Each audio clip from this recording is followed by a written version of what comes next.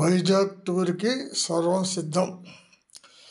ఇది ట్రైన్లో AC coach కాబట్టి ఖరాబ్ కాదు. నైట్ 9:30 ఆ టైంలో తినేస్తా. తర్వాత ఇవి టైంపాస్కి మూంగ్ దాల్, శనా దాల్, పెసరపప్పు, మినపప్పు. తర్వాత ఇది ఎర్లీ మార్నింగ్ రేపు మా ల్యాండ్లో మొక్కలు వేసి అలసిపోతాం కాబట్టి కర్డ్ రైస్. మనకు ఉల్లిపాయ ఉంటే చాలు కర్డ్ రైస్లో సూపర్గా ఉంటుంది.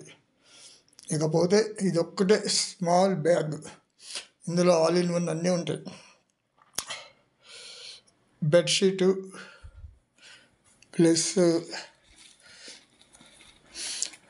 టవలు,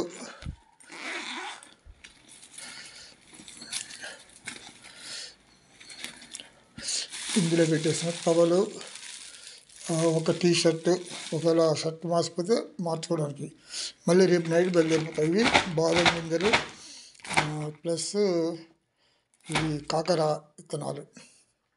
ఇదండి నా టూర్ ముచ్చట్లు. వైజాగ్ టూర్.